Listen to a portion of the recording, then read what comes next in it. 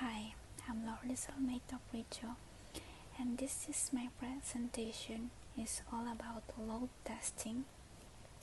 My topics are planning an effective load test, installation scenarios, using runtime settings, scenario execution, scheduling scenarios, performance monitors, and analysis. Planning an effective load test. This load and performance test template will help the user to design an effective load test plan. The template covers all aspects of a load testing phase or level.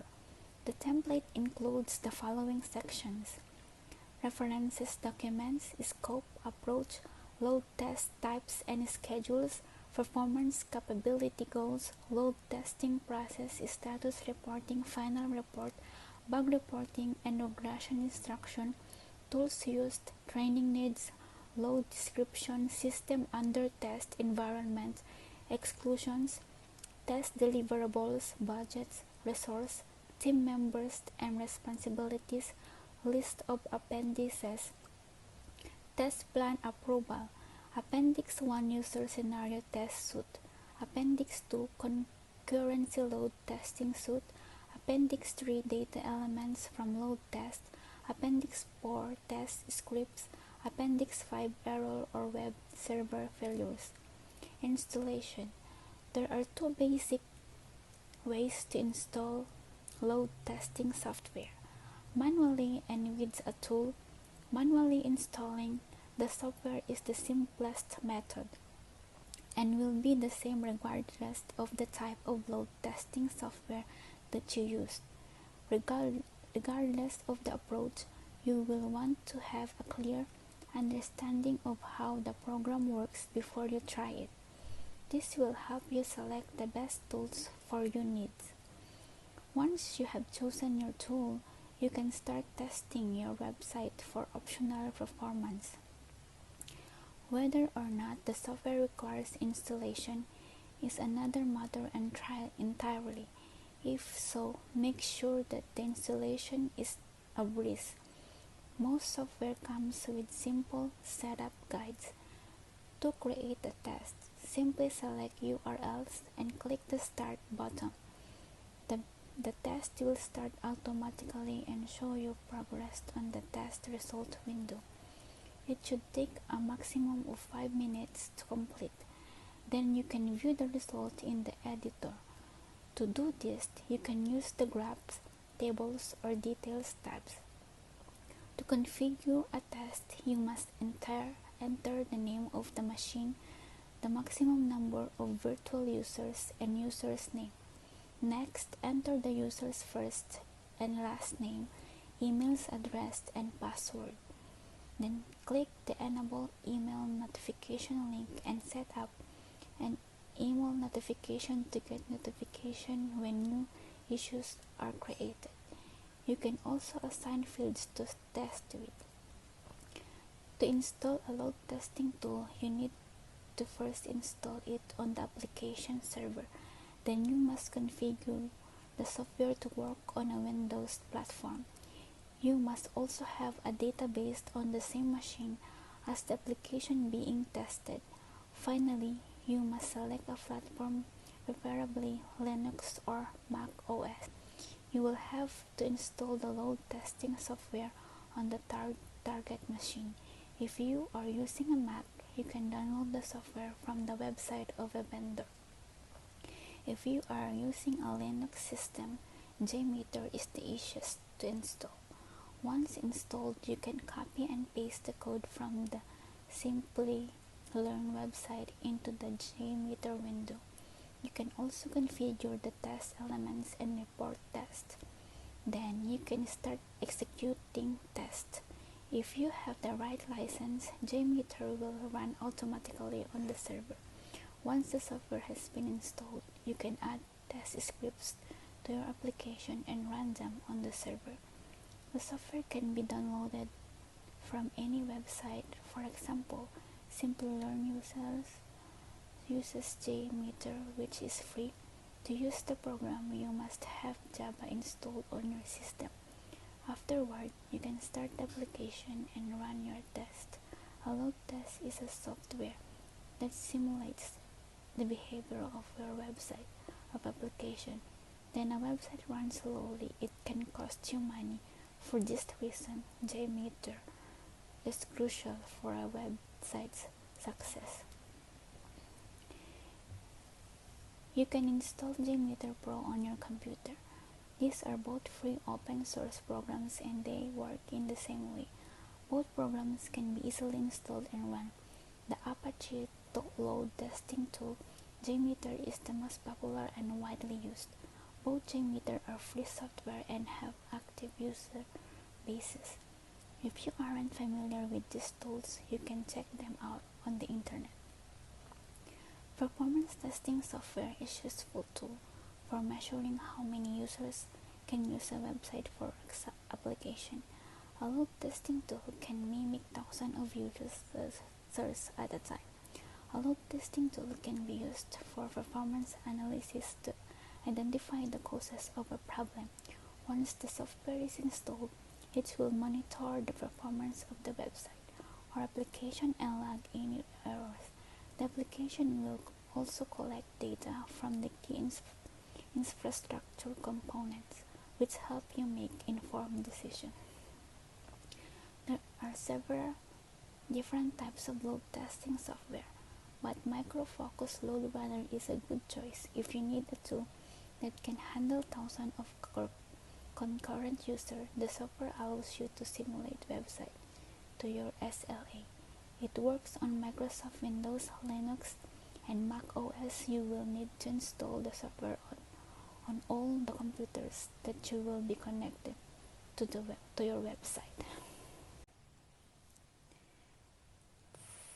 5 load testing scenarios for your API.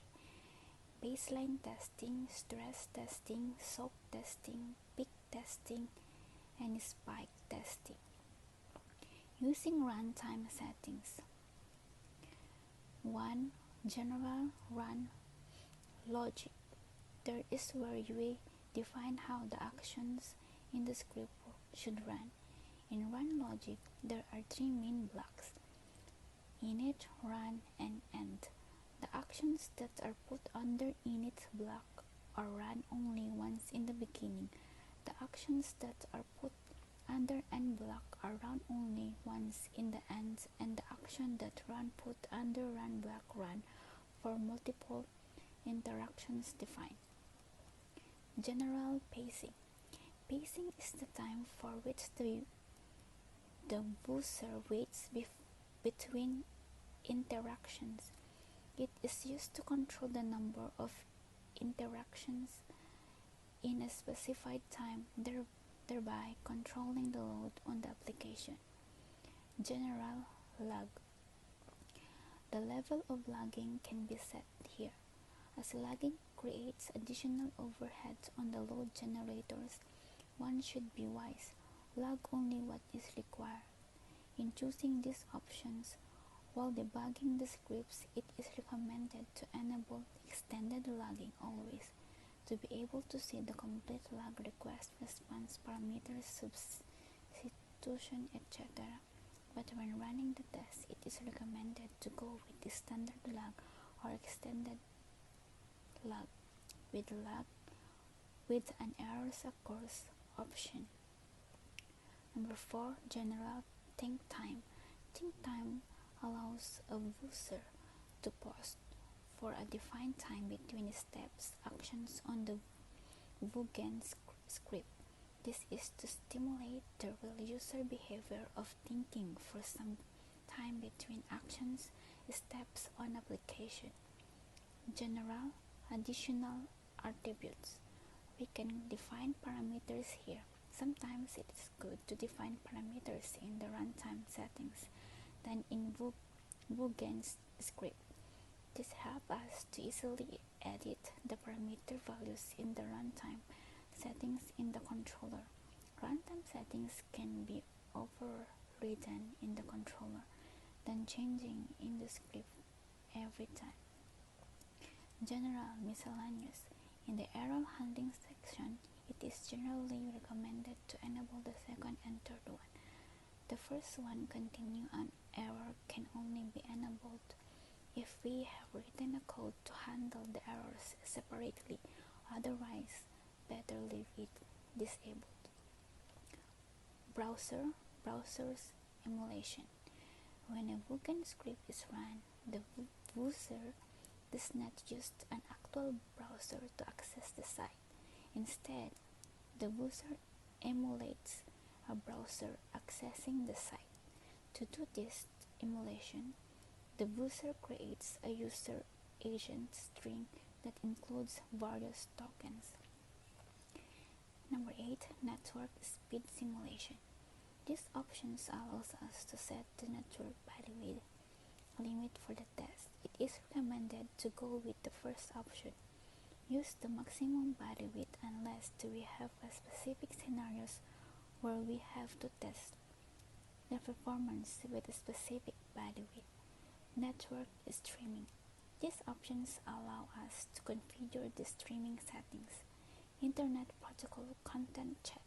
This is like a global verification point that will verify the text on every page.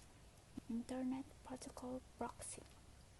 These options allow us to make the proxy server connection setting, as the end user would be using our application without any proxy.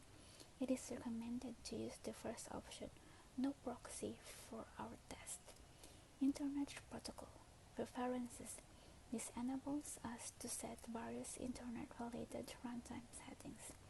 It is recommended to leave them to the default settings, but it would be good to understand these settings. Internet Protocol download filters. This setting is a good way of preventing our scripts from the downloading content from specific URLs or hosts. There may be a situation where our script contains certain URLs and we don't want to hit them for a certain reason. It may be a third-party URL that cannot be hit anytime, etc. In such a situation, we can add these filters.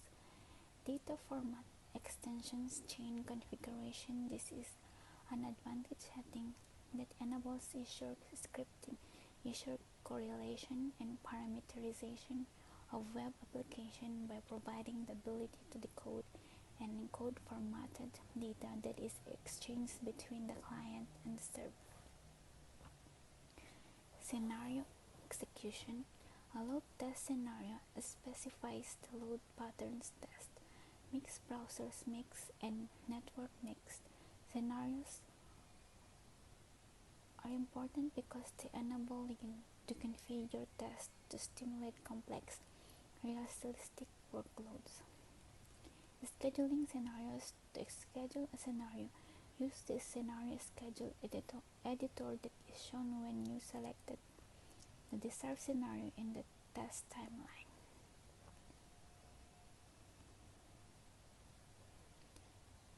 Set using time unit. The time unit drop-down list allows you to specify a suitable time unit for the scheduler. You can set the following time units: second, minutes, percent of total load test time. Settings of the scenario schedule will not be converted when you change the time unit. So if you select minutes instead of second, 30-second scenario delay will be set to 30 minutes, not 2.5 minutes. Performance monitors. Performance monitoring, also known as web performance monitoring, is a technique that seeks to measure and help optimize the speed, usability, and user experience for a specific use case or user.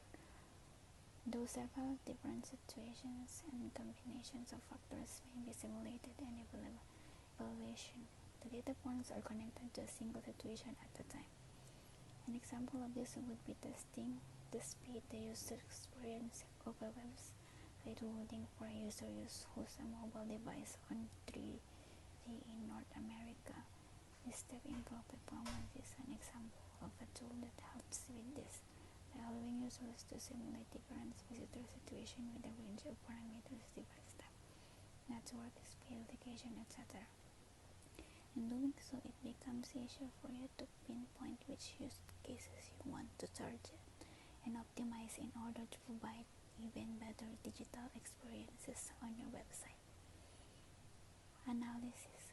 Analyzing the result of your load testing reports likely improvements in graphics and user interface in load testing looks like Load Ninja have made interpreting data much easier if you know that to look for. After you're done with actual load testing your application and have improved your test with your load testing, do, do's and don't, well, you have to analyze your results. Here is a list of most important results to look at in your load test and how you should be working with them. That's all. Thank you.